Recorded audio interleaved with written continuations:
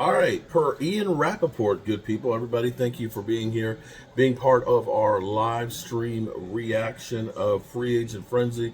We got a lot of things going on. Ian Rappaport is reporting that the Tennessee Titans are expected to sign former Cowboys running back Tony Pollard, as reported earlier by KPRC2.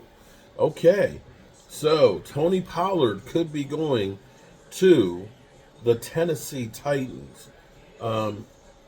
So it's not too far from Dallas. The thing that was kind of surprising to me with Tony Pollard was when Dan Quinn was hired by the Commanders. Tony Pollard didn't even know that had happened. He was doing an interview and I was like, oh, okay, didn't know that. It seemed like he had already checked out from that situation.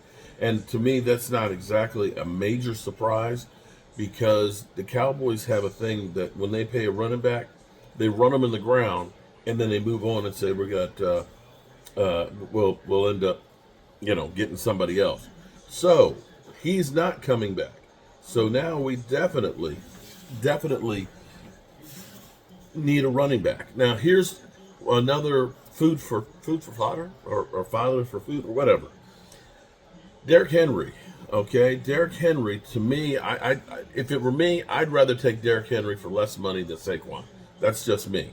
Yeah, and that definitely means that Derrick Henry, they're not going to bring him back. Shout out to the Game Time Brian sending me the alert on Tony Pollard going to the Titans. With him already having a house in Dallas, buying a second house there, having Todd France as an agent,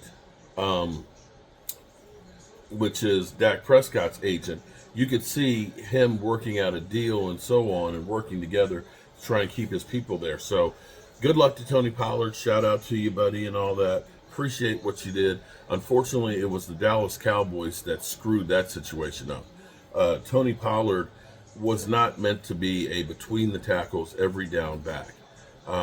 He just wasn't. And that's where they actually really hurt themselves by doing that. 3 years, $24 million. So again, all right, so 3 years, $24 million, the exact same deal that Swift got, $8 million a year. So there you have it now. So you got to look at this and say, Saquon is talking to the Eagles right now. So there we have it. So all of a sudden, we're playing musical chairs with running backs.